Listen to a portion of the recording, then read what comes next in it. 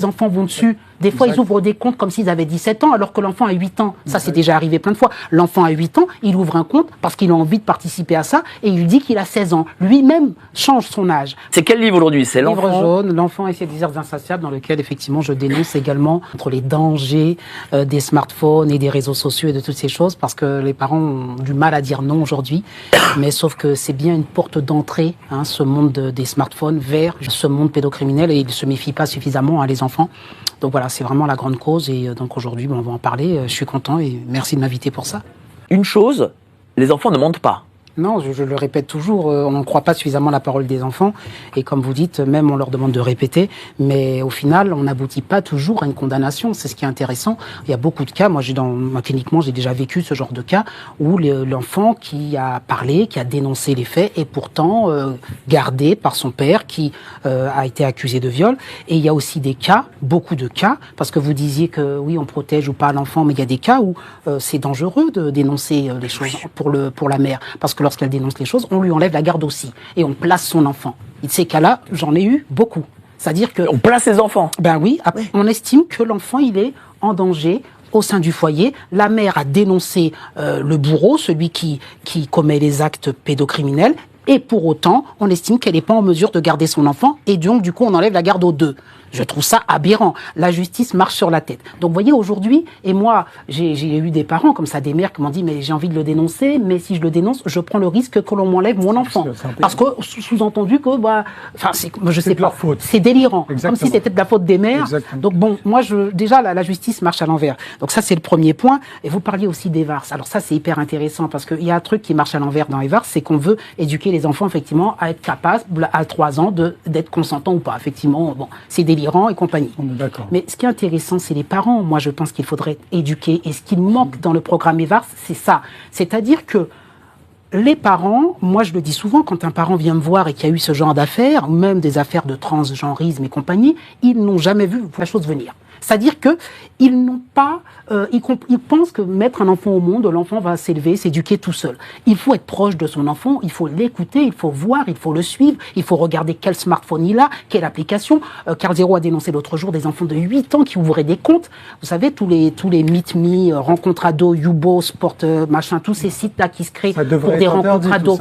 Bon, vous avez dit interdit, mais les enfants vont dessus. Des fois, ils ouvrent des comptes comme s'ils avaient 17 ans, alors que l'enfant a 8 ans. Ça, c'est déjà arrivé plein de fois. L'enfant a 8 ans, il ouvre un compte parce qu'il a envie de participer à ça, et il dit qu'il a 16 ans. Lui-même change son âge pour pouvoir participer à ça. Et moi, j'ai eu des cas comme ça où les parents me disent, ils viennent me voir quand l'enfant a 18, 19 ans, ils me disent, oui, il s'est passé telle chose. Souvent, je remonte le fil avec eux. J'ai dit, tout allait bien à 8, 10 ans? Non, oui, tout allait bien. Et quand on discute, on se rend compte que non, tout là n'est pas bien. L'enfant était isolé. Il n'avait pas de copains à l'école. Il rentrait de l'école, il s'enfermait dans sa chambre. Il était dans les cyber tout le temps dans le virtuel. Vous l'avez pas vu grandir.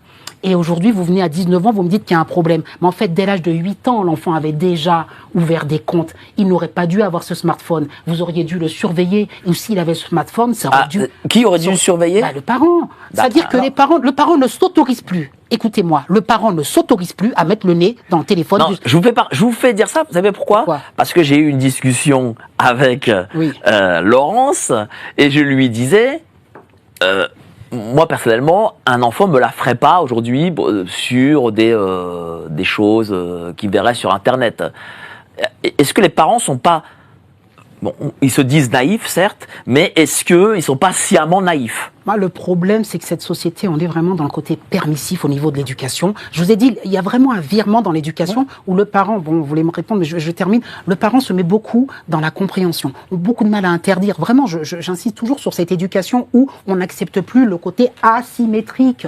Le parent a la légitimité, il a une autorité, il a le droit de contrôler. D'abord, à 8 ans, je vois pas ce qu'un enfant fait avec un smartphone, avec un compte. On peut lui dire non, tu n'as pas de smartphone, mais ça, le parent ne sait pas le dire. Et s'il a un smartphone, c'est une ouverture dangereuse sur le monde. Il faut donc contrôler les heures d'utilisation. Tu ne vas pas à l'école avec. Quand tu rentres de l'école, qu'est-ce que tu fais? Tu es sur quel compte? Je regarde, fais voir. Et ça, aujourd'hui, on estime que c'est intrusif. Réponse de Farid, et après je voudrais entendre là-dessus Laurence. L'enfant n'est pas un petit adulte. Oui, absolument. Je suis d'accord avec vous, mais tout mettre sur la charge des parents, c'est un peu facile dans le sens où, effectivement, les parents ont leurs responsabilités.